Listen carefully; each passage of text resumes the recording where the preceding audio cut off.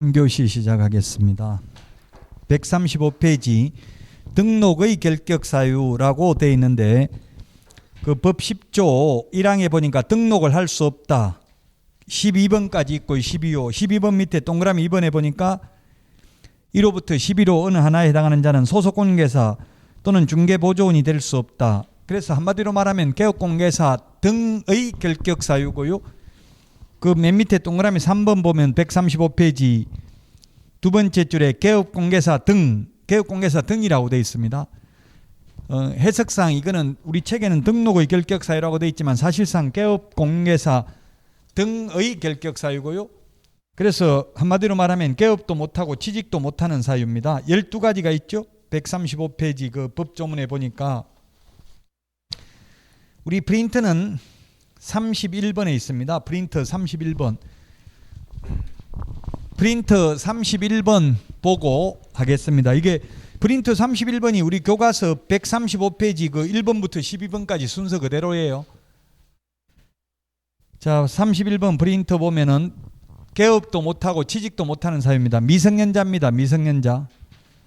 미성년자는 개업도 못하고 취직도 못합니다. 단 시험은 볼 수 있죠. 합격하더라도 개업하거나 취직이 안 되고요. 이 미성년자에서 벗어나려면 오로지 나이를 먹는 길밖에 없습니다. 우리 교과서는 137페이지 맨 위에 혼인을 하거나 법정 대리인의 동의를 받아도 역시 취직하거나 개업 안 됩니다. 오로지 나이 먹는 길밖에 없습니다. 민법상 성년의제가 인정되지 않습니다. 결혼해도 안 되고요. 부모 동의 받아도 안 되고 오직 나이를 먹는 길밖에 없다고 취직하거나 개업하려면. 자, 그 다음에 두 번째 피성년 후견인, 피한정 후견인인데요. 그리고 그 우리 31번에 2번에 있고요. 우리 교과서는 137페이지 동그라미 그 양가로 2번에 동그라미 4번에 보니까 피특정 후견인은 결격사유 아니라고 돼 있죠. 우리 프린터 31번에 동그라미 2번 맨 뒤에 별표해가지고 피특정 후견인 X 이렇게 돼 있잖아요. 피특정 후견이라는 것은 특정 사무에 대해서 후견을 받아야 되는 사람은 결격사유에 해당되지 않습니다. 피성년 후견인, 피한정 후견인 결격사유에 해당되는데 여기에서 벗어나려면은 법원, 가정법원의 후견 종료 심판이 있어야 됩니다. 종료 심판. 시험에 정신과 의사로부터 정상이라는 소견서를 첨부하면 벗어난다. X입니다. 피특정 후견인, 피성년 후견인 이거는 민법 9조부터 14조 2까지 있는데 민법이 103조부터 시험 범위잖아요. 그래서 민법 시험 범위도 안 들어가니까 어떤 사람이 피성년 후견인, 피한정 후견인 되는지 사실 시험에 안 나옵니다. 그냥 결론만 나온다고요. 피성년 후견인, 피한정 후견인은 결격사유고 피특정 후견인은 결격사유 아니고요. 피성년 후견인, 피한정 후견인이 결격사유에서 벗어나려면 가정법원으로부터 후견 종료 심판을 받아야 된다. 이렇게만 기억하면 됩니다. 굳이 공부하고 싶으면 피성년 후견인은 뭐라고 되어 있냐면 민법 9조에 보면 노령, 장애, 질병 등으로 인하여 지속적으로 사무처리 능력이 결여된 자에 대해서 본인, 배우자, 사촌인의 친족, 검사, 지방자치단체장 등의 청구에 의해서 가정법원으로부터 성년 후견 개시 심판을 받은 자입니다. 지속적으로 사무처리 능력이 결여된 자는 피성년 후견인이고 지속적으로 이 말이 빠지면 그냥 피한정 후견인입니다. 옛날에 피한정 후견인을 2014년까지 민법에서 한정치산자, 피성년 후견인을 금치산자라고 불렀습니다. 금치산자는 완전 정신 나간 사람입니다. 한정치산자는 정신 오락가락하는 사람입니다. 물론 오락가락한다고 피한정 후견인이 아니라 가정법원으로부터 후견 개시 심판을 받아야 된다고 청구에 의해서. 그래서 롯데그룹 신격호 전 회장이 피한정 후견인이었잖아요. 돌아가실 때까지. 왜 그렇게 했어요? 재산 상속을 그냥 자식들 의사와 반해서 할 수 있기 때문에 그렇겠죠. 재산이 많다 보니까. 자, 결론은 피성년 후견인, 피한정 후견인 결격사유고 피특정 후견인 결격사유 아니다. 자, 그 다음에 세 번째 파산 선고받은 자입니다. 우리 교과서는 137페이지 파산 선고받은 자는 법원의 복권 결정이 있어야 결격사유에서 벗어납니다. 파산 선고라는 말이 있어야 결격사유고 벗어나려면 복권이라는 말이 있어야 벗어납니다. 그래서 시험에 파산 채무를 모두 변제 완료하고 법원에 복권 신청하면 벗어난다 X입니다.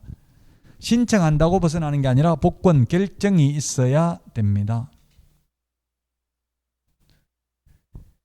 그 다음에 회생인가 신청을 했는데 인가 여부가 결정되지 아니한 경우 결격사유 아닙니다. 파산 선고 받았다는 말이 있어야 된다고요. 회생인가 신청을 해가지고 인가 여부가 결정되지 않아도 결격사유 아닙니다. 파산 선고 받았다는 말 있어야 된다. 자, 그 다음에 우리 프린트 31번에는 보면은 동그라미 4번입니다. 4번이고요. 우리 교과서는 138페이지 맨 위에 있습니다. 금고 이상 형을 선고받고 그 집행이 종료되거나 집행을 받지 아니하기로 확정된 후 3년 미경과자입니다. 3년 미경과자. 집행 종료가 뭐냐면 교도소에서 출소하고 3년 지나야 됩니다. 만기 석방이 있습니다. 그 다음에 집행이 종료되는 것으로 보는 것 동그라미 니은 가석방이 있습니다. 가석방. 가석방의 경우에는 우리 프린트에는 자녀형기 플러스 3년이라고 되어 있습니다. 자녀형기 이게 가석방 기간입니다. 가석방 기간 예를 들어서 징역 3년 선고받으면 3년 만기 출소하고 또 더 3년 지나야 결격사유에서 벗어납니다. 근데 3년 선고받고 1년 만에 가석방 됐으면 남은 자녀형기 즉 가석방 기간 2년 플러스 3년 지나야 됩니다. 따라서 만기 석방됐냐나 가석방됐냐나 결격사유에서 벗어나는 시기는 똑같습니다. 선고받은 날로부터는 모두 6년 지나야 됩니다. 시험에 가석방되면 가석방된 날부터 3년만 지나면 결격사유에서 벗어난다 X. 남은 자녀형기 더하기 3년 지나야 됩니다. 그럼 예를 들어 박근혜 전 대통령 가석방됐는데 중개보조원으로 근무 못합니다. 남은 자녀형기 더하기 3년 더 지나야 됩니다. 자, 그 다음에 맨 밑에 동그라미 3번 집행 면제된 날부터 3년 지나야 됩니다. 138페이지 맨 밑에 법률 변경. 간통죄가 폐지돼 가지고 더 이상 범죄에 해당되지 않으면 석방됩니다. 그래도 3년 지나야 됩니다. 139페이지 맨 위에 형의 시효 완성입니다. 형의 시효 완성. 형의 시효가 완성돼도 3년 지나야 됩니다. 형의 시효 완성은 3년 지나야 되는데 공소시효가 완성되면 결격사유가 아닙니다. 시효라는 것은 시간이 경과됨에 따라 나타나는 효력입니다. 형의 시효라는 것은 확정 판결 받고 시간이 경과된 경우고요. 공소시효는 검사가 재판에 회부하기 전에 시간이 경과된 경우를 말하죠. 예를 들면 이춘재 살인사건 때 살인죄의 공소시효는 15년이었습니다. 15년만 지나면 살인을 해도 처벌 안 받는다고요. 공소시효가 완성됐기 때문에 옛날에는. 그래서 공소시효가 완성되면 결격사유가 아닌데 형의 시효가 완성되면 3년 지나야 된다고요. 형의 시효는 확정 판결 받고 시간이 경과된 경우를 말합니다. 결론만 시험에 나옵니다. 이건 형법이기 때문에 형의 시효가 완성되면 3년 지나야 되고 공소시효가 완성되면 처음부터 결격사유가 아니다.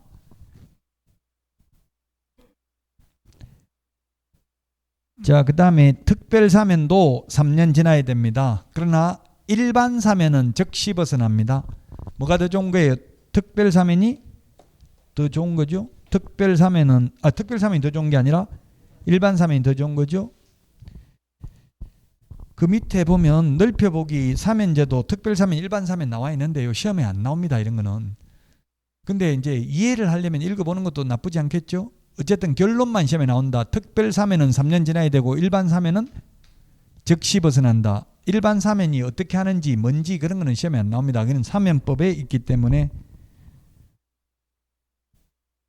특별사면은 대통령 고유권한이잖아요. 일반사면은 대통령 고유권한이 아닙니다. 국회 동의받아야 됩니다. 아마 그래서 새 대통령이 취임하면 또 특별사면 많이 할 거예요. 양가로 2번 금고 이상의 형의 집행유예를 받고 그 유예 기간에 있는 자의 집행유예 기간에 있는 자 결격사유입니다. 집행유예는 결격사유입니다. 집행유예가 있고 선고유예가 있고 기소유예가 있는데 집행유예는 유예기간 동안 결격사유입니다. 그러나 선고유예, 기소유예는 결격사유 아닙니다. 집행유예, 피고는 공인중개사법 위반으로 징역 3년에 처한다. 다만 그동안 국가 경제 발전에 이바지하고 깊이 뉘우치고 있는 점을 감안하여 또 초범인 점을 감안하여 그 집행을 5년간 유예한다 하면 이걸 우리 흔히 징역 3년에 집행유예 5년 이렇게 합니다. 그럼 앞에 3년은 볼 필요 없고 뒤에 5년 유예기간 동안 결격사유입니다. 이 유예기간 안에 새로 죄를 1년짜리 죄를 지으면 옛날에 받았던 3년하고 새로 지은 죄 1년하고 합해서 4년 살아야 됩니다. 그 5년만 무사히 넘어가면 죄 안 짓고 넘어가면 옛날에 받았던 3년은 없어집니다. 그런 거 몰라도 되고 어쨌든 시험에 집행유예 받으면 유예기간 동안 결격사유인데 선고유예, 기소유예는 결격사유가 아니다. 선고유예는 가장 가벼운 벌인데요. 검사가 기소를 하지 않는 경우입니다. 우리나라는 지금 검사는 수사 개시권, 그 다음에 사건 종결권, 기소권 3개를 가지고 있습니다. 경찰은 오직 수사 개시권만 있고 지금 사건 종결권도 없고 기소권도 없습니다. 미국은 경찰은 수사권만 있고요. 미국은 검사는 기소권만 있습니다. 그러니까 권력이 분리되어 있다고요. 근데 우리나라는 검찰이 모든 걸 독점하고 있다고요. 가장 중요한 게 이게 기소 독점주의죠. 헌법에 있습니다. 헌법을 고치지 않는 한 이거는 바꿀 수 없습니다. 법을 바꿔가지고는 안 됩니다. 그 공수처에서도 수사권만 있지 공수처가 기소하려면 그 공수처에 파견 검사가 기소하는 거예요. 재판에 넘기는 거 기소. 일으킬 기자죠. 소송을 일으킨다 뜻이에요. 재판에 회부한다는 뜻입니다. 재판에 회부 안 하고 검사선에서 덮어버리면 기소유예를 해버리면 결격사유 아니라고요. 또 재판에 회부했는데 판사가 형법 제60조에 보면 1년 이하의 징역이나 금고에 해당되는 자 중에서 자격정지 이상의 전과가 없는 초범인 경우 선고를 유예할 수 있습니다. 형법 60조에 보면 선고 유예하면 2년이 지나면 면소된 것으로 본다. 가벼운 죄입니다. 그런 거 다 몰라도 되고 결론만 알면 된다. 기소유예, 선고유예는 결격사유 아니고 집행유예는 유예 기간 동안 결격사유에 해당됩니다.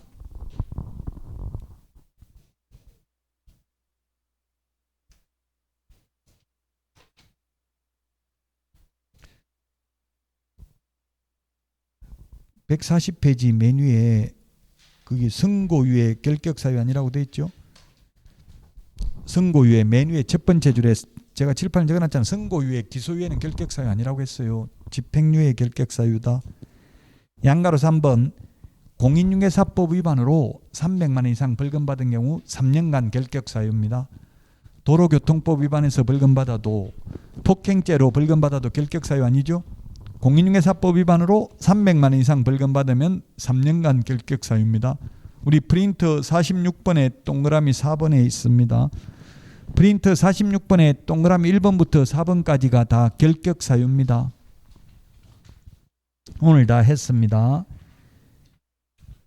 자, 그 다음에 141페이지 교과서 4번 이 법에 따른 행정처분인데요. 공인중개사법에 따른 행정처분인데 양가로 1번 자격 취소되고 3년 미경과자입니다. 자격 취소되고 3년 미경과자.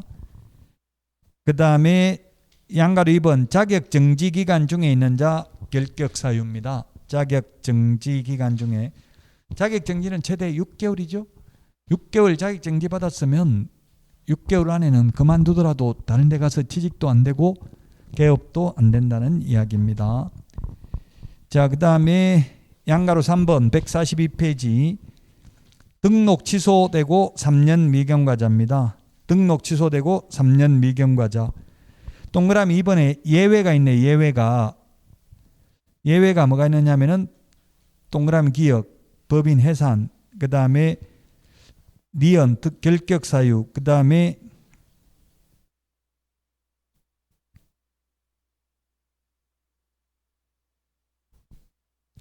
디귿, 등록기준 미달. 등록기준 미달 3개입니다.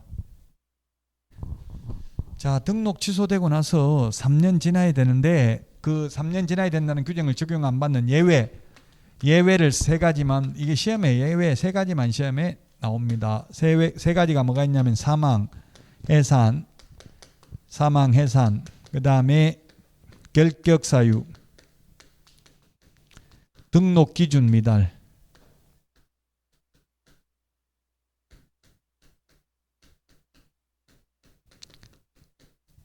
사망을 했습니다. 사망하면 등록 취소해야 됩니다.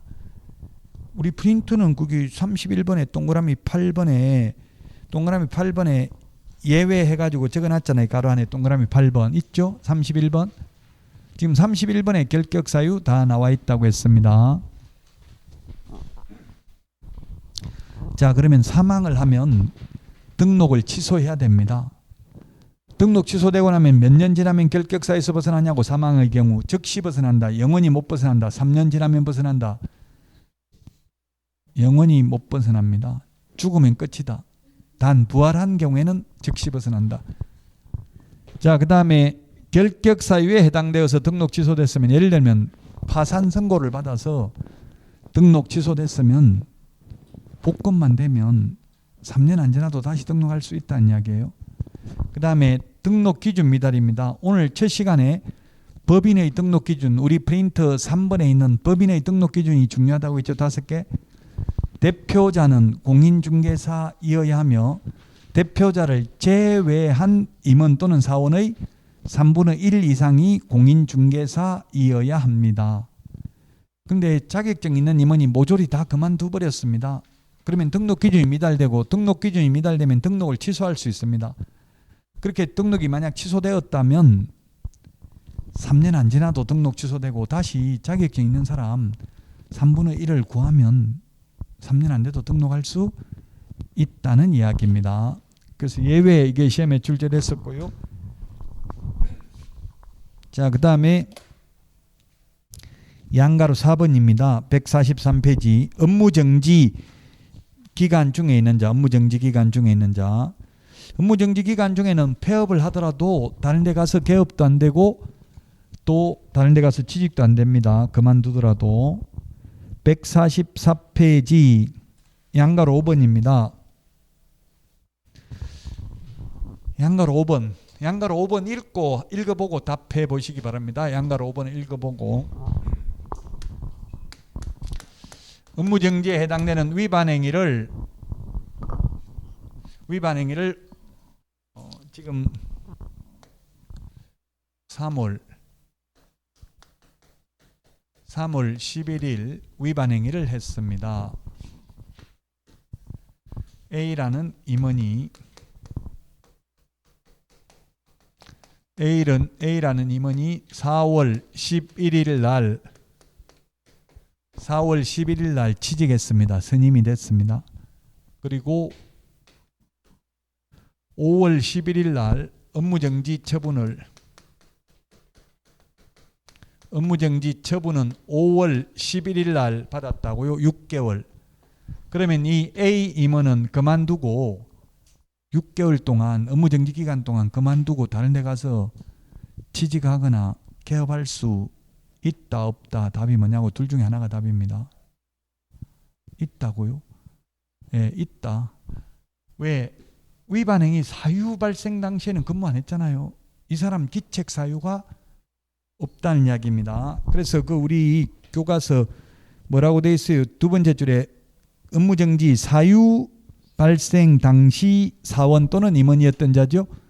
사유 발생 당시입니다. 처분 당시가 아니라 사유 발생 당시가 되겠습니다.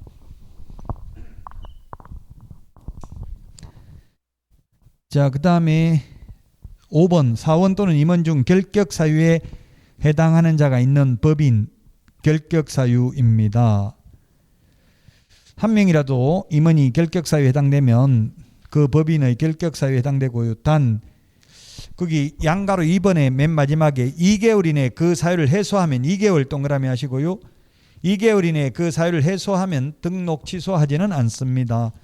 우리 프린터 38번에 동그라미 1번에 있습니다. 38번에 동그라미 1번. 2개월 이내 해소 38번이 그 동그라미 1번에 임은 결격사유 해소 X 이 말은 2개월 이내 해소 안 하면 절대적 취소 이 말입니다. X라는 말이 안 하면 말로 다 못 적으니까 이렇게 해놨다고요. X 해소 안 하면 절대적 취소 해소하면 취소 안 합니다. 해소하는 게 뭐예요? 다른 임원으로 교체하면 되겠죠. 대표이사 사망해도 교체하면 됩니다. 다른 사람으로. 뭐 삼성그룹의 대표이사 사장이 사망했다고 회사 망하는 거 아니죠? 법인 해산해야 법인 없어지는 거고 그 대표이사 사망하면 교체하면 돼요. 다른 사람으로. 2개월 이내에 교체하면 등록 취소하지 않습니다. 자, 그 다음에 144페이지 결격사유 효과입니다. 맨 밑에 양가로 1번 결격사유에 해당되면 등록 못한다.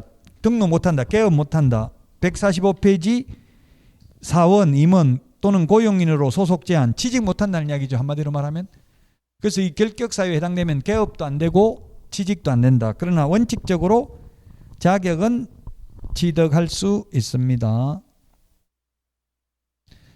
그 다음에 145페이지 등록 및 고용 후에 결격사유에 해당됐다면 등록을 하고 나서 결격사유에 해당됐다면 등록을 취소해야 되고요. 그 다음에 양가로 2번 고용인과의 고용관계 이미 취직했는데 결격사유에 해당됐다면 고용관계를 종료해야 됩니다. 145페이지 맨 밑에 두 번째 줄에 2개월 이내에 결격사유 해소해야 된다. 해소 안 하면 우리 프린터 38번에 동그라미 2번 해소 안 하면 업무정지라고 돼 있죠. 38번에 동그라미 2번 2개월 이내에 직원이 결격사유에 해당되면 해소해야 되고 해소 안 하면 6월 이하의 업무정지입니다. 우리 교과서 145페이지 맨 밑에서 세 번째 줄, 네 번째 줄에 있네요. 우리 프린터는 지금 31번에 있는 거 했습니다. 31번. 결격사유에 해당되면 개업이 안 되고 취직 안 되는데 이미 개업한 사람이 결격사유에 해당되면 등록을 취소해야 되고 취직하면 안 되는데 취직되어 있는 사람이 결격사유에 해당되면 해고해야 된다고 2개월 안에. 해고라는 말을 물론 쓰지 않습니다. 고용관계 종료해야 되고 안 하면 업무정지. 법인의 임원이 결격사유에 해당되었는데 2개월 이내 그 사유를 해소 안 하면 절대적 등록 취소 사유에 해당됩니다. 시험에 반드시 출제됩니다. 오늘 문제 2문제 있어요. 10문제 중에. 오늘 10문제가 오늘 진도 나가는 게 있고요. 지난주 했던 것도 복습이 있고 그래요. 또 다음 주에는 또 첫 주에부터 했던 거 이때까지 했던 것 복습도 하고 오늘 그날 한 것도 하고 이런 식으로 하도록 하겠습니다. 미리 좀 문제를 풀어보고 모르면 책 찾아보고 이렇게 하는 것도 도움이 될 수 있어요. 한 문제라도 다 못하면 저도 애들한테 키우면서는 막 예습해라 복습하라 그것도 못하냐 막 이렇게 구박했지만 가만히 돌이켜보니까 저도 한 번도 예습 복습 제대로 해본 적이 이때까지 살면서 없는 것 같아요. 저도 지금 말은 하고 있지만 사실 부끄러운데 쉽지는 않아요. 그래서 한 문제라도 미리 와서 한 문제라도 보면 교육심리학자들은 예습이 더 효과적이래요. 예습을 꼭 못하면 와가지고 어디 진도 나갈 건지 펴놓고 있고 제목 목차라도 읽어보면 된다. 큰 목차라도 1분만 해도 예습 가능해요. 그게 받아들이는 게 훨씬 빠르답니다. 근데 보통 선생님들이 복습하란 말을 많이 하죠. 예습은 말 안 하는데. 그러니까 뭐 예습이든 복습이든 절대적이지 않아요. 사람마다 다 다르기 때문에 개인 취향에 따라 다르다고요. 그 개인 취향을 알려면 여러분들이 예습도 해보고 복습도 해보고 뭐가 효과적인지는 사람에 따라 다 다를 수 있습니다.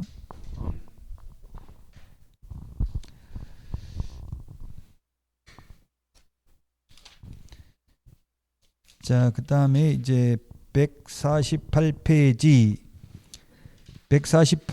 중개사무소입니다. 중개사무소.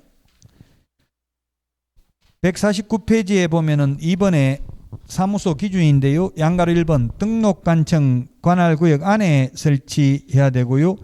양가로 2번 1등록 1사무소 2개 설치하면 안 된다. 예, 맞습니다. 여러분들이 만약에 이천시장한테 등록했으면 사무소는 이천에 둬야 돼요. 여주에 두려면 여주시장한테 등록해야 되겠죠.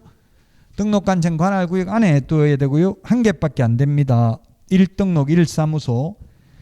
이중사무소를 설치하거나 소위 뜻다방, 파라솔 천막 설치하면 1년 이하의 전역이나 1,000만 원 이하의 벌금이고 등록을 취소할 수 있습니다. 1등록 1사무소 하나밖에 안 됩니다. 지금 150페이지 그 위반 시 제재 메뉴에 했습니다. 1년 이하의 전역이나 1,000만 원 이하의 벌금 등록 취소할 수 있고요. 양가로 3번 임시중개시설물 뜻다방도 똑같습니다. 뜻다방도 이중사무소하고 똑같다. 처벌 규정이.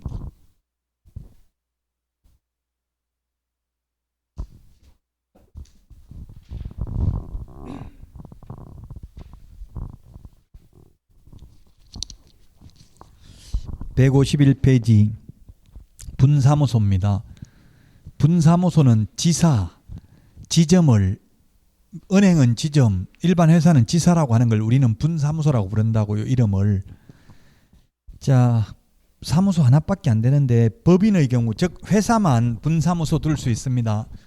시험에 개인도 분사무소 둘 수 있다. X로 출제됐습니다. 법인이 회사죠. 회사만 지사, 지점을 둘 수 있습니다. 개인은 안 되고요. 자, 그 다음에 2번에 양가로 1번 설치 지역 및 숫자입니다. 분사무소는 주된 사무소가 속한 시군구를 제외한 시군구별로 설치하되 시군구별로 1개소를 초과할 수 없습니다. 만약에 이천시에 주된 사무소가 있다면 분사무소는 이제 이천에는 둘 수 없습니다. 주된 사무소가 속한 시군구를 제외한데 시험에 기출문제 이렇게 나왔어요. 모든 시군구별로 분사무소를 설치하되 1개소를 초과할 수 없다. 기출문제 지문 X죠. 모든 안 된다고. 주된 사무소 본사 있는 데는 분사무소 둘 수 없다. 지금 미국에서는 이걸 자꾸 개정하라고 해요. 왜 이런 규정을 두고 있냐면 외국 법인 견제하기 위한 수단입니다. 근데 시험에는 외국 법인 견제하기 위한 수단이다 이런 말 절대 안 나옵니다. 그런 말 나오는 순간 외국에서 가만 안 있는다고요. WTO의 불공정 무역 행위로 제소합니다. 그래서 외국에서 항의하면 우리나라 법인도 똑같다. 너희들만 그런 게 아니고. 그래서 이런 규정들 때문에 우리나라에는 대형 법인이 없습니다. 중개업소가. 회사 이름만 들으면 알 수 있는 회사 없죠. 뭐 가까운 일본, 홍콩 큰 법인이 있습니다. 그 나라에서 가장 큰 회사가 중개법인입니다. 미국, 캐나다, 호주, 뉴질랜드, 유럽 다 60% 이상이 법인이더라고요. 우리나라는 법인이 1%도 안 됩니다. 우리나라에서 법인을 만드는 부류가 두 가지가 있습니다. 첫 번째는 명함에다가 법인 대표이사 이렇게 싸게 다니면 왠지 공신력이 있어 보일 수 있잖아요. 그 폼 잡으려고 법인 만드는 사람이 있고요. 사기치려고 한마디로 말하면은, 그래서 기획부동산 이런 데는 다 법인이잖아요. 수시로 법인 이름 바꾸고 이렇게 하는 거, 법인 바꾸고 이런 해산시키 버리고 새로 법인 설립하고 이런 부류가 있고, 또 하나는 순수익이 1억 넘어가면 법인 만드는 게 좋아요. 개인 사무소보다는. 왜냐하면 법인으로 하면은 비용 처리하기가 쉽잖아요. 뭐 이렇게 하면 안 되는데 현실적으로 많이 하거든요. 가족들, 부인, 배우자도 상무이사, 전무이사 이렇게 등기이사로 해놓고 차량 제공하고 차량 유지비 이런 거 다 비용으로 빼버린다고요. 예를 들어서 집에서 쓰는 것도 다 그냥 회사에서 쓴 걸로 해가지고 비용 처리하면 그거 일일이 확인하기 힘들잖아요. 뭐 법인카드 만들어가지고 법인카드로 다 써버린다고 예를 들면 그렇게 비용 처리하기가 쉬워요. 개인보다는. 아무래도 법인이면 비용이 많이 들어간다 생각할 거 아니에요. 직원도 있고 그러니까. 가족회사 만들어가지고 중개법인 이렇게 많이 하는 거 봤잖아요. 고위공직자 출신들 그런 거 많이 하더라고. 가족회사 만들어가지고 자기들끼리 뭐 상무이사, 전무이사 해가지고 전부 다 그냥 비용 다 처리한다고요. 모든 비용을. 차량 유지비 이런 거. 저도 지금 그 렌트카를 타고 다니는데 그 비용 처리하기가 쉽더라고. 렌트카는 소득세 신고할 때 월로 내니까 그게 바로 다 비용 처리가 돼요. 근데 렌트카 아니라도 사실은 감가상각 해가지고 하면 되기는 해요.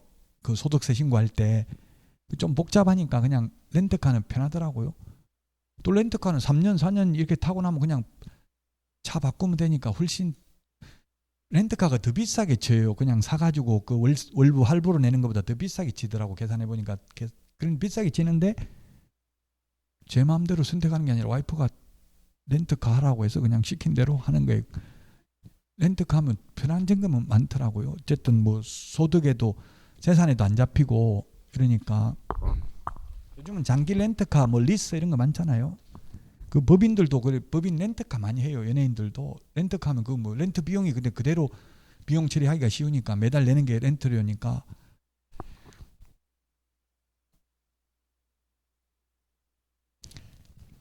자, 그다음에 분사무소 책임자입니다. 양가로 2번. 책임자는 공인중개사이어야 하는데 특수법인은 그러하지 아니하다고 했죠. 특수법인은 책임자가 공개사가 아니라도 된다. 즉 특수법인은 자격증 있는 사람 한 명도 없어도 된다는 이야기입니다. 자, 152페이지 3번 분사무소 설치 신고입니다. 분사무소 설치 신고.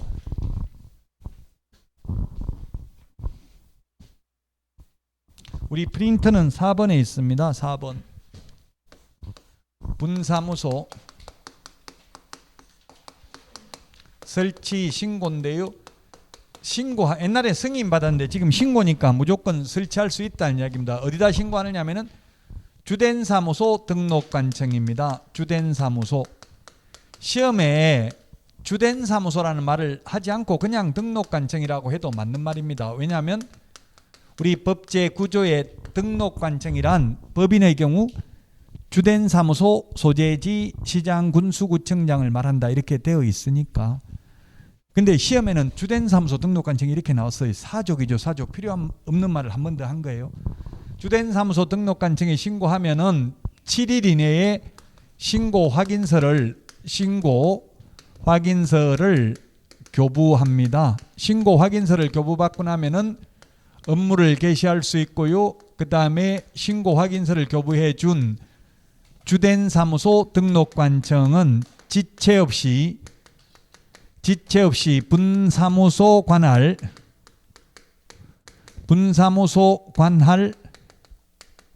시장 군수구청장에게 통보합니다. 분사무소 설치됐다고 통보한다고요. 만약에 이천에 본사가 있고 여주에 분사무소 두려면 여주 갈 필요 없고 이천시장한테 신고하면 이천시장이 여주시장한테 통보해 준다고요. 여주에 분사무소 설치됐다고. 프린트 4번에 분사무소 설치 신고할 때 제출해야 되는 서류가 3가지가 있습니다. 첫 번째 책임자 자격증은 제출 안 하고요. 실무교육 수료증입니다. 실무교육 수료증은 4번입니다. 원본이 아니고 4번을 제출하면 되고요. 그 다음에 손해배상을 보장하기 위한 보정설정 증명서류 제출해야 됩니다. 그게 보증보험 증권이나 공제증서 또는 공탁증서가 되겠고요. 그 다음에 3번째 사무소 확보 증명서류 제출해야 됩니다. 사무소 확보 증명서류 제출해야 된다. 사무소 확보 증명서류는 건축물 대장, 자기 건물이면 건축물 대장, 등기사항 증명서, 남의 건물이면 임대차 계약서나 사용대차 계약서 이런 거 있으면 되겠죠.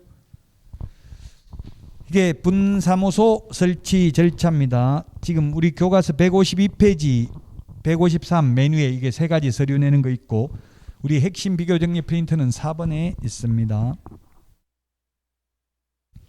153페이지까지 다 했고요. 154페이지 오른쪽 메뉴에 보니까 7일 이내입니다. 처리기간. 우리 프린터는 39번에 11번에 있습니다. 39번에 11번 여기 있잖아요. 이게 39번에 11번에 보면 7일 이내 처리기간. 왜 7일 이내냐 하면 책임자가 결격 사유에 해당되는지 여부 확인하는 데 걸리는 시간이에요. 그래서 등록 처분 통지도 7일 이내, 분사무소 설치 신고 확인서 교부도 7일 이내에, 그 다음에 사무소 이전 신고했을 때 처리 기간도 7일 이내입니다. 결격 사유 확인하는 데 걸리는 시간입니다. 155페이지 사무소 공동사용입니다.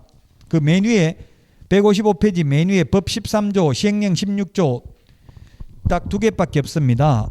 공동으로 효율적인 업무 수행을 위해서 개업공개사는 다른 개업공개사와 사무소를 공동으로 사용할 수 있다. 세 번째 줄에 업무 정지 기간 중에는 안 된다. 업무 정지 기간 중에 안 된다. 이게 중요하죠. 뭐 안 된다? 공동으로 사용이 안 된다고. 업무 정지 기간 중에는 업무 못하게 정지시켰는데 다른 사람하고 공동으로 사용하면 결국 업무하게 되잖아요. 그래서 업무 정지의 실효성이 없어지니까 안 되고, 그 다음에 그 시행령 16조에는 이 공동으로 사용하려면 그 사무소를 사용할 권리가 있는 다른 개업공개사의 승낙서가 있어야 됩니다. 자, 만약에 A, B, C, D가 있으면 A 사무소에서 공동으로 사용하려면 B가 이전 신고를 하면 되는데, 이전 신고할 때 사무소 확보 증명 서류를 제출해야 되거든요. 그 서류가 A 개업공개사의 사용 승낙서입니다. A 건물주 승낙서가 아니고요. 시험에 나오면 A 개업공개사 승낙서입니다. 제가 시험에 나오면 이런 말을 하는 것은 현실은 다르다는 이야기입니다. 현실은 등록관청에서 A 건물주 승낙서 가져오라고 해요. 괜히 말 한 건데 이게 시험에 안 나오는데, 건물주가 아니고 시험에 나오면 뭐라고 해요? 시험에 건물주 X로 출제됐어요. 현실하고 달리. 우리 법조문에 지금 그 사무소를 사용할 권리가 있는 다른 개업공개사 승낙서 가져오라고 돼 있잖아요.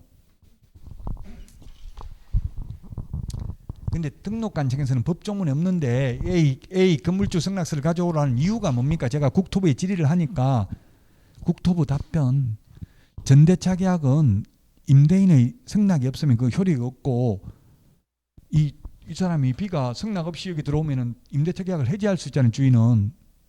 그럼 피해를 받을 수 있기 때문에 사전에 협의가 되어 있는지를 확인할 필요성이 있다. 주인 동의를 받았는지 여부를. 그럼 주인 도장 몰래 파가지고 뭐 찍어도 되고, 나중에 적발되면 문제 되겠지만, 또 주인한테 이거 다른 사람하고 같이 한다 이런 말 하기가 애매하죠. 임대차 계약, 여러분이 주인 입장이면 임대차 계약을 체결할 때 상가 같은 걸 목적을 명시하는 게 좋아요. 뭐 다른 사람하고 같이 안 한다 이런 걸 적는 게 좋고, 세입자 입장에서는 포괄적인 입장을 적는 게 좋고, 예를 들면 주인은 뭐 감자탕이면 감자탕 한다 딱 이렇게 명시해 놓으면 그 위반해 가지고 다른 거 하면 식당 업종 바꾸면은 나가라 할 수도 있다고요. 원래 사용 목적을 위반했기 때문에. 그 세입자 입장에서는 아무거나 해도 된다. 뭐 근린생활시설 할 수 있다. 예를 들면 이런 식으로 포괄적으로 적어가지고 이것저것 다 바꿀 수 있도록 이렇게 하는 게 좋고요. 입장에 따라 다르다는 이야기입니다. 세입자 입장에서는 바꿀 수 있고, 뭐 예를 들면 임차권을 양도할 수도 있다. 뭐 이런 걸 적는 게 좋겠죠. 자, 어쨌든 시험에 나오면 그 사무소를 사용할 권리가 있는 다른 개업공개사의 승낙서를 제출해야 된다. 이전 신고하면 된다. 이렇게 이전 신고하는 방법이 있고, 또 하나는 이미 다른 사람이 하고 있는 데다가 신규 등록하면 된다. 신규 등록할 때도 사무소 확보 증명 서류를 제출해야 되잖아요. 그게 이 A 개업공개사 승낙서라고요. 그 다음에 처음부터 아예 2명 이상이 신규 등록을 하면 이게 공동사무소가 된다. 따로 공동사무소 설치 신고서는 없다. 그럼 공동사무소 왜 하느냐? 이것도 효율적인 업무 수행이잖아요. 월세 줄이려고, 그 다음에 세금 줄이려고. 제가 아는 분, 지금 한 분 잘하는 분 있는데 한 달에 2천만 원씩 받아가요. 2명, 여자분 2명이서 공동중개사무소 하고 있는데 지금 15년 넘게 14회 때 저한테 수업 들어가지고 합격한 분인데요. 공동사무소 마찬가지고 부부간에도 마찬가지고 성격이 같아야 잘해요. 성격이 달라야. 그렇죠. 달라도 저도 와이프하고 너무 다르거든요. 하나도 맞는 게 없어요. 전부 다 진짜 완전히 짜증나요. 너무 하나도 맞는 게 없으니까. 그런데 오래 지금 버티고 있더라고요. 만약에 똑같으면 아마 치고받고 벌써 깨졌을 가능성이 많아요. 그 공동사무소 하는 사람도 너무 달라. 여자분 2분이 있는데 성격이 완전히 달라요. 너무. 한 분은 막 굉장히 사교성이 있고 사장님하고 생긴 것도 서로 다르고 성격도 완전히 달라요. 저보고 제가 강의했는데도 사장님 타세요 하고 차 뭐 바로 타라고 그래. 한 100m, 한 10m 가는데도 아니 됐어요. 그냥 가세요 하니까 그래도 아이 사장님 타세요 하고 계속 타라고 그러니까 거의 남자들 99% 다 넘어가더라고요. 저는 안 넘어갔지만 무조건 여자가 그 하려고 맘먹으면 태우려고 맘먹으면 무조건 다 야타 하면 다 탄다고 99%가. 그러니까 남자들은 뭐 무조건 그렇게 친절하게 해주니까 다 착하다고 거기다 다 밀어준다고 공동육이 하려면 한 명은 너무 그렇게 친화력이 뛰어나요. 무조건 차다 타라 하고 또 한 명은 전화 작업을 잘해. 전화 가만 안 있고 계속 전화 돌리고 있어. 손님들한테 이간질 한다고. 손님들 이제 만기 끝나가는 거 6개월 전에 전화해가지고 주인한테 전화해가지고 지금 전세 많이 올랐는데 그 세입자 내보내야 올릴 수 있을 텐데 그 계속 그 세입자 가지고는 안면 받쳐서 올리기 좀 힘들잖아요. 그럼 주인이 자기 위해서 전화해주는 거 고맙잖아요. 그 얼마나 올랐는데 최대한 제가 많이 받아주겠습니다. 이렇게 하고 세입자한테는 또 바로 전화한다고. 혹시 주인한테 연락받은 거 없죠? 이런다고. 그럼 세입자가 뭐요? 뭐 그러면은 아직 연락 안 했나 보네. 그 다른 세입자 구하고 있는 모양이던데 뭐 주인이 직접 들어가는가 아마 세입자 내보낸다고 하는 것 같던데 아직 못 들었구나. 그럼 빨리 저한테 이야기하세요. 좋은데 구해줄 테니까. 이런 식으로 작업한다고요. 모르겠어요. 요즘은 계약갱신 요건이 있어서 어떨지 모르겠는데 옛날에 없을 때 그런 식으로 했어요. 그러면 그 있던 사람이 A, B가 그대로 계속 살고 있으면 중개업소 와서 다시 계약서 써달라고 해봐야 이거 5만 원, 10만 원 받으면 많이 받아요. 지금 협회에서는 10만 원 정도 받아라고 권장하고 있어. 내가 써준 계약을 2년 후에 다시 재계약하겠다고 또 써달라 한 사람이 있거든요. 그럼 많이 받아봐야 10만 원 받는다고. 근데 이게 주인이고 세입자인데 이 사람들 내보내고 둘이 깨게 만들어가지고 새로운 세입자 받으면 새로운 세입자하고 집주인한테 중개보수 받고 또 이 세입자 또 다른 데다가 집 구해주면 이 새로 구해준 집주인한테 받고 또 이 세입자하고 1타 4피 가만 내버려 두면 5만 원 10만 원 받거나 아예 못 받을 가능성이 많다고. 자기들끼리 그냥 묵시적 갱신될 가능성도 있잖아요. 자동 연장 이간질 해가지고 내보내면 이렇게 돈을 번다고요. 이런 작업하고 있어. 한 명은 계속 그걸 지치지도 않고 15년 동안 하고 있더라고요. 그러다가 지쳤는지 둘이 여행을 갔어. 해외여행을 어디로 한 보름 동안 문 닫아 놔버리고 전화는 다른 중개사무소 옆에 돌려놓고. 그러니까 별의별 소문들 부동산들이 많이 많잖아요. 뭐 어디 뭐 하여튼 별별 말이 많더라고요. 어디 해외 가고 없는데 그 해외 한 15일 갔다 오니까 이제 또 재충전이 되잖아요. 지금 한번 여행 갔다 오셔야 되겠어요. 너무 인상을 지금 많이 쓰고 계셔. 여행 가서 좀 재충전을 하시라고. 힘든 일이 있으면 저도 여행을 해마다 갔었는데 해외여행을 지금 코로나 되고 나서 안 갔는데 가는 이유가 가면 왜 가요? 재충전이 되는 건 뭐냐면 엄청나게 고생을 많이 해요. 여행을 가면 고생을 많이 하고 보면 강의하기 막 지겹고 싫고 이랬는데 가서 고생하고 나면 강의하는 게 그래도 최고 행복하구나 이걸 느끼려고 가는 거예요. 가서 고생하고 하면 좀 고생 좀 하셔야 되겠어요. 지금 이게 행복한 걸 모른다고 고생을 안 해보면 그 고생해 보려고 가요.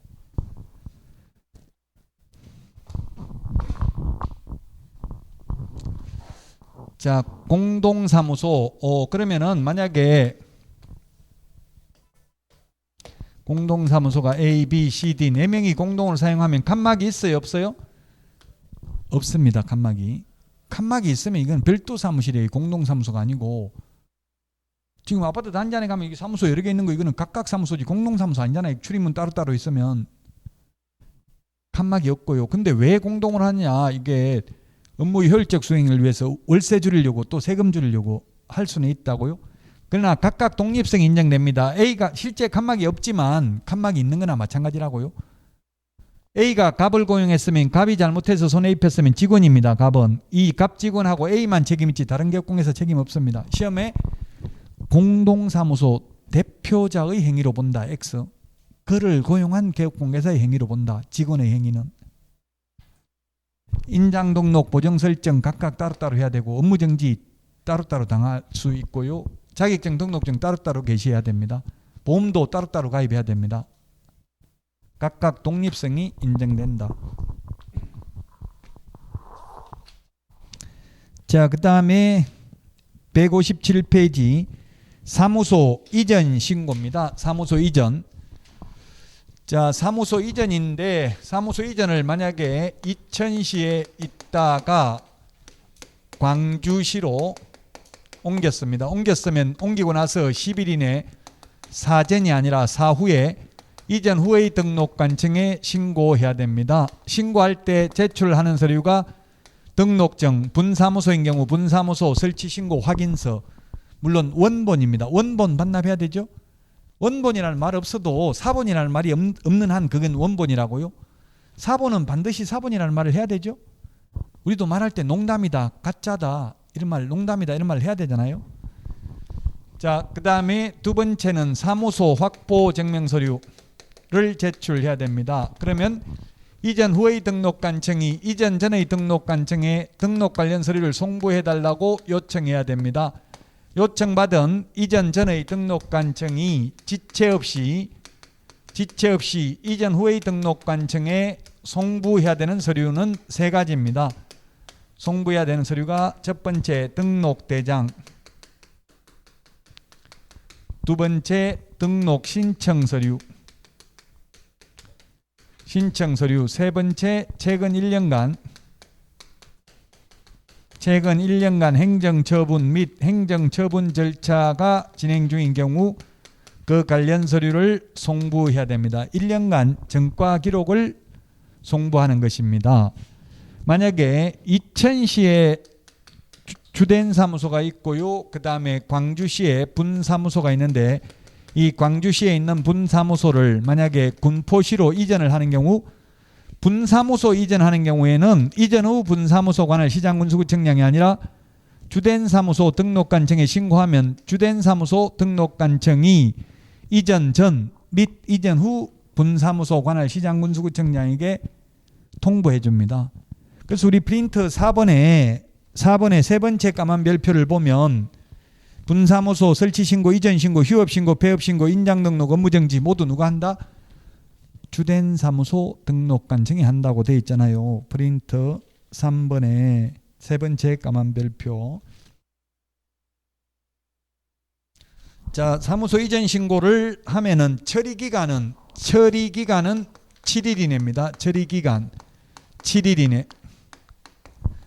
결격 사유에 해당되는지 여부를 확인하는데 걸리는 시간입니다. 7일 이내고요. 자, 그 다음에 관할구역 밖으로 옮겼을 때는 등록증 재교부입니다.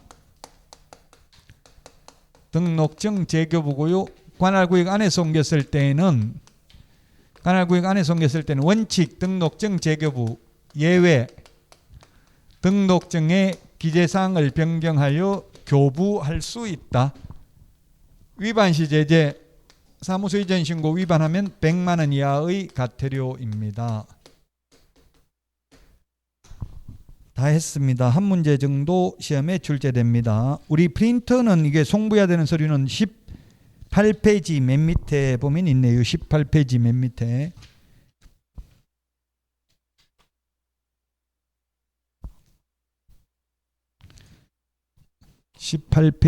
맨 밑에 있습니다.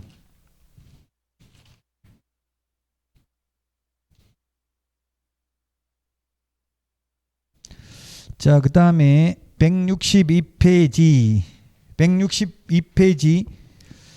종별 업무 지역 범위 162페이지는 이게 16회 시험에 출제되고 16년간 출제되지 않았습니다. 왜? 그 이번에 부칙개공 시험에 안 나온다고 했잖아요. 2006년 이후로 시험에 나온 적 없습니다. 자, 법인 및 공인중개사인 개업공개사는 업무지역이 전국입니다. 근데 이 부칙개공은 시도 안에 있는 것만, 그 사무소가 있는 시도 안에 있는 중개사물이 하나여 중개인이 할 수 있습니다. 다만 부칙개공이 정보망에 가입하고 지금 어디 하고 있냐면 162페이지 2번 부칙개공 있잖아요. 부칙개공 원칙 시도 안에 있는 것만 가능한데 부칙개공도 정보망에 가입한 정보망을 이용하여 중개인을 하는 경우에는 업무지역 바깥에 있는 것도 가능합니다. 이 부칙개공이 163페이지 맨 위에 업무지역 범위 시도를 위반하면 6월 이하의 업무정지 사유에 해당됩니다.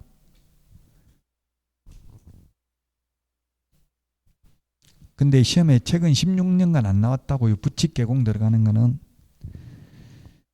자, 그 다음에 중개대상물의 범위 163. 중개대상물의 범위는 차이가 없어요. 토지, 건축물, 임목, 공장재단, 광업재단은 이 세 가지 종별 다 가능합니다. 부칙개공도 다 가능합니다. 역시 시험에 거의 안 나오고요. 이제 시험에 나오는 게 겸업범위입니다. 맨 밑에 3번 32회에 나왔다고 되어 있네요. 자, 우리 교과서 164페이지 2번 그게 법인인 개업공개사의 겸업 해가지고 28, 29, 30, 31, 32 계속 나왔네요. 우리 프린터는 24번 6개 있습니다. 프린터는 24번.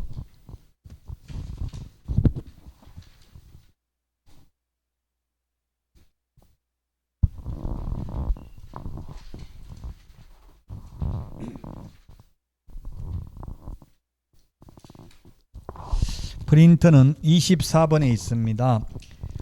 법인은 여기에 있는 6가지만 겸업할 수 있고요. 개인은 여기에 있는 6가지도 할 수 있고 다른 업무도 할 수 있습니다. 외국 대형 법인의 진출을 막기 위해서 돈 안 되는 것만 할 수 있습니다. 동그라미 1번 맨 밑에서 5번째 줄에 상업용 건축물 및 주택의 임대 관리 등 부동산의 관리 대행만 가능하고 임대업은 안 됩니다. 임대업은 상업용 건축물 및 주택만 가능합니다. 농업용 건축물, 공업용 건축물은 안 됩니다. 165페이지 동그라미 2번 부동산 이용 개발 및 거래에 관한 상담 가능합니다. 개발업은 안 됩니다. 개발에 관한 상담업은 할 수 있습니다. 동그라미 3번 165페이지 개업 공개사를 대상으로 한 중개업의 경영기법 및 경영정보 제공 컨설팅이죠. 개업 공개사를 대상으로입니다. 공인중개사를 대상으로 X, 일반인을 대상으로 X, 개업공개사를 대상으로 경영기법 및 경영정보 제공입니다. 동그라미 4번 상업용 건축물 및 주택의 분양대행입니다. 택지 분양대행은 안 됩니다. 택지 분양대행은 안 되고 상업용 건축물 및 주택 분양대행만 가능합니다. 분양대행만 가능하고 분양업은 안 됩니다. 분양업이라는 거는 자기가 지어서 분양하는 게 분양업이고 분양대행업은 남이 지어놓은 거 분양대행하는 거죠. 그 텔레비전에 SBS인가 복면 쓰고 나와가지고 뭐 보매사 직원들 나와가지고 보매사 비리 이런 거 말하는 거 보셨어요 혹시? 뭐 제목 뭐죠 그거? 몰라요? SBS인가 이게 복면 쓰고 가면 쓰고 나와가지고 봄 뭐 모집하고 이런 거 나오고 또 중개업소에 그거 나오던데요. 이거 나오던데 알 20개 준다. 이게 무슨 뜻인지 못 봤어요 텔레비전에? 알 20개가 제가 미리 말했는데 이거 뭐라고 했어요? 이거 2천만 원 준다는 이야기라고 했죠. 리베이트 알 한 개가 100만 원이에요. 리베이트고 2천만 원 준다는 이야기. 빌라 같은 거는 2천만 원 줍니다. 불법 아니고요. 해도 됩니다. 그리고 MGM은 보통 아파트 같은 경우는 분양 잘 된 건 한 300만 원 줍니다. 멤버스 갭 멤버스. 근데 지역조합 같은 건 한 500만 원 줍니다. 지역조합은 위험하잖아요. 나중에 요거 넘을 가능성이 많거든. 지역조합 아파트 분양권 소개했다가는. 그러니까 그거는 MGM 한 개당 한 500. 일반 아파트는 300. 그 다음에 빌라 같은 건 알 20개 줍니다. 2천만 원. 상가 같은 거는 저기 105 신도시 시형 1년에 보니까 8% 주더라고. 분양가의 8%를 MGM으로 준다고요. 분양가 10억짜리 하면은 8천만 원 받아요. MGM. 상가가 더 하기 힘들잖아요. 신도시 같은 데는 상가가 공실이 많거든요. 그 상가가 비싸요. 힘든 걸수록 MGM 이런 걸 많이 준다고요. 불법 아닙니다. 여러분들도 해도 됩니다. 이거는.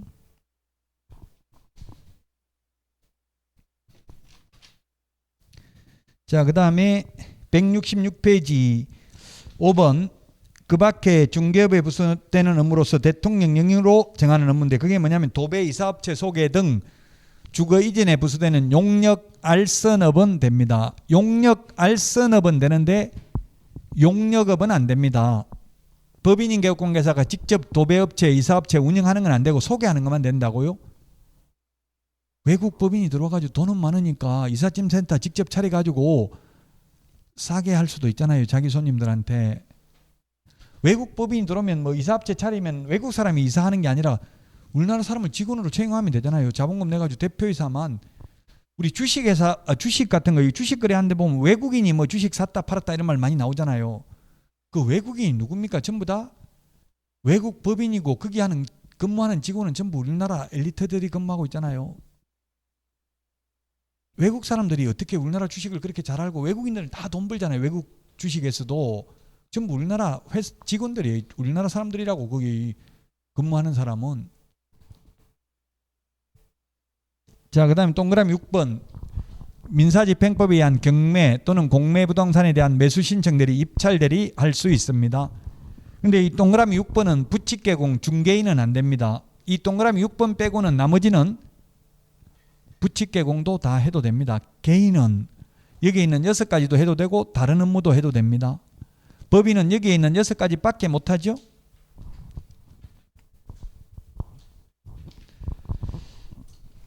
(167페이지) 메뉴의 양가로 2번. 법인이 겸업제한을 위반하면 등록을 취소할 수 있다. 양가로 3번. 이 겸업을 하고 받는 보수는 중개보수가 아니니까 0.9%밖에 못 받는다가 아니라 R을 20개 받아도 되고 MGM 300, 500 받아도 상관없다. 불법 아니다.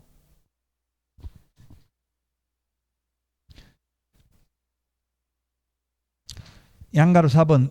특수법인 겸업은 특수법인은 시험에 거의 안 나온다고 했습니다. 특수법인은 특별법에서 정하고 있는 업무밖에 못해요. 예를 들면 지역농협이면 조합원을 대상으로 농지 매매 교환 임대차 중개만 할 수 있습니다. 이 지금 경공매 매수 신청들이 이런 거는 특수법인은 못하는 것으로 해석하고 있습니다. 167페이지 밑에 3번 개인인 개업공개사의 겸업. 개인은 겸업 제한이 없습니다.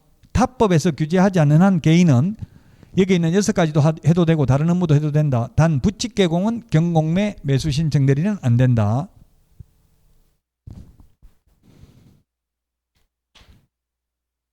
또 그러니까 어떤 분이 질문하더라고. 나 회사 다니는데 지금 회사 다니는데 자격증 따가지고 회사 다니면서 개업해도 됩니까? 묻던데 공인중개사법상 안 된다는 말은 없어요. 단 문제는 회사 다니 갑종근로소득세를 받으면서 회사 다니면 상시근무를 할 것이고 상시근무하면서 개업을 해놨다는 건 다른 사람한테 사실 빌려줄 가능성이 많거든요. 나중에 양도대여로 처벌받을 가능성은 있지만 이중직업을 가졌다고 처벌하지는 않는다고요. 직접 계약서 쓰고 하면 문제될 건 없습니다. 직장 다니면서 개업을 해도. 요즘은 N잡너 이런 것도 있대. N잡너 직업 여러 개 가지고 있는 사람 많죠.